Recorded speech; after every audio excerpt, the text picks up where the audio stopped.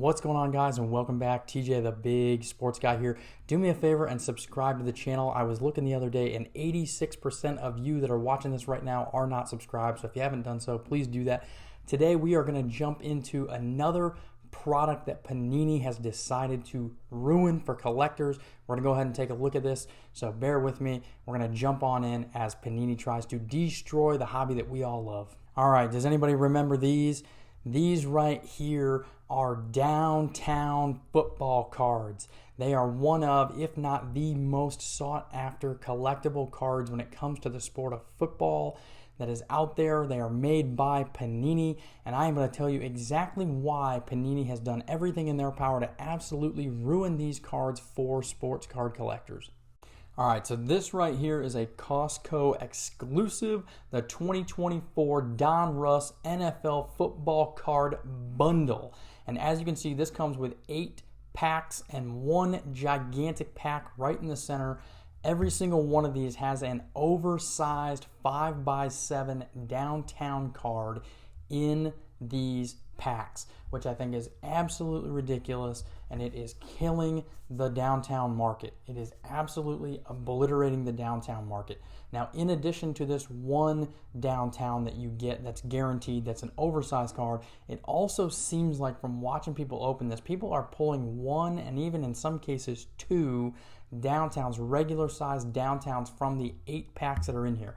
Now, that's not guaranteed. It doesn't happen every time, but I have seen a lot of people posting about these and how they're pulling regular downtowns out of these Costco exclusives as well, which means if you do the math, let's say that it wasn't one every single time, but sometimes you get 2, sometimes you get none. If you average it out, it's probably going to be like maybe a half to 3/4 of a downtown per every single one of these. And there's only 8 packs of cards in here. This is almost like Panini saying, hey, if you buy our product, every blaster or every other blaster box that you buy, which is typically a retail product and it's maybe sold for, $30, $40. Now the prices I'm sure are $50 or $60, but they should be in the $20 to $25 range. You're going to get a downtown card, which ordinarily has a value of a couple $100 depending on the player, up to thousands of dollars if you pull the latest and greatest rookie like a Will Levis or, oh wait, never mind, not a Will Levis, maybe like a Jaden Daniels or something. But anyways, these cards are being so overproduced now and you can pull them so easily. This is just going to hammer down the sports card market. It's going to oversaturate this. People aren't going to want them as much. The values are going to go down, and these oversized ones don't really look that great. I mean, yeah, it's a downtown, but it's a 5x7. Now you've got to go out, you've got to buy penny sleeves, you got to buy top loaders, maybe a picture frame, I don't know. But you have to go out and you've got to buy some more specific supplies to be able to house this new card that you just pulled. All right, let's talk a little bit more about the specifics of the Costco bundle versus the price of these oversized jumbos. I have been seeing a lot of these oversized jumbo downtown cards selling on Facebook regularly, anywhere from about $25 or $30 for some of the lesser known and lesser collected players, up to about $75 or $80 for some of the better players that are here in the product, even regardless of whether or not they're a rookie.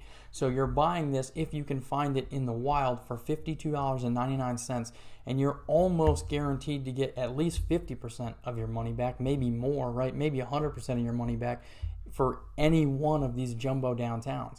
And so what that means is that everyone's going to go out, they're going to target this product, and then you're going to see people show up like this guy who's selling them now for $90 in Facebook groups. And this is part of the reason that the hobby's been killed over the last few years too, is that there was this well-known fact that you could go out, you could buy sports cards, you could pull something in the product that would help you at least get your money back, if not make money. And so then these flippers and resellers come in and they go buy up sealed products, so some 10-year-old kid can't get this when he's with his family at Costco, and now you've got to pay $90 for this thing to get shipped to your house. And maybe it's already been x-rayed, maybe it's already been weighed, maybe somebody has done something shady with them.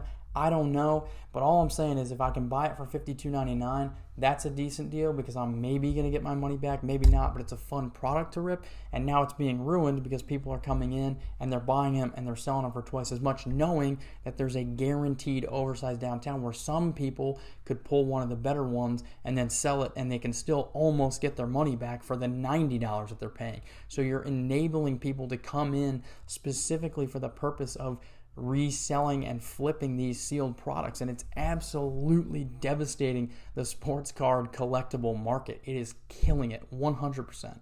All right, so I'm a collector. I really like downtowns. I've bought, sold, and held several downtowns in my collection over the last several years. And what is my incentive now to continue collecting these cards? Do I think that the value is going to increase over time with this going on now? And I've heard an argument from some people saying, well, if this is a Costco exclusive, that, you know, it's not going to be, they're not going to be oversaturated, they're not going to flood the market. We've seen other retail exclusives, hobby exclusives, Asian exclusives, etc. And everything, this happens with every single product. They always get flooded, they always get oversaturated, the prices always get driven down because as soon as Panini and these other greedy card manufacturers find out that there's something they can make money on and there's something that collectors like, they ramp up the printing machines and they start cranking these things out. Not only do they have a regular downtown in donruss, they have an optic downtown. They now have an oversized downtown. They have, let's look at the kabooms. The kabooms is a really good example too, right? So they've got a regular kaboom, then they roll out a gold kaboom, then they roll out a green kaboom for like the one-of-ones. You're always getting more and more parallels of these things, and it's ruining them. So it's not just the fact that they're starting to ramp up production on regular downtowns, but then they add these colored variations and they add numbered versions of these cards, and so it's just driving down the total market because you've got a limited demand for these things and there are more choices for the consumers to buy. And so now instead of buying this one, I'll wait until I can afford this one, or maybe I'll buy this one instead of this one, or maybe I'm going to get a parallel instead. And so it's just hurting the market as a whole. And they've really done this basically with everything, right? If you were going to buy a base rookie, why would you buy a base rookie when you could buy a colored rookie? If you're going to buy a colored rookie, why wouldn't you just buy a serial number one?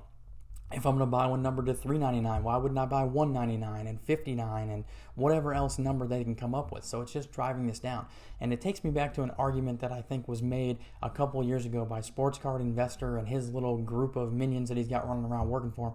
They wanted to know if downtowns and kabooms, I think it was downtowns specifically, were going to rival that of PMGs from the 90s, which is an absolutely asinine take. The longer this goes on and the more popular downtowns become and the more overprinted and oversaturated that market becomes, there is no way that these are comparable in any form or fashion to PMGs from the 90s. The precious metal gems were a colored, serialized, numbered variety, and they were only a certain amount made of each one, and that was it. And there wasn't another parallel that was similar to it. You didn't have downtowns and kabooms. You had PMGs, and that was it. There wasn't anything else that was similar. Those are a lot more rare, a lot more scarce, and that's why collectors understand that. Smart, savvy investor collectors understand that if you target those things, they're going to have value long term, and that's something that you'd want to go after if you want your collectibles to increase in value over time, as opposed to all these watered down downtowns. So I think it's absolutely ridiculous. Hopefully you guys enjoyed this, and I will catch you next time.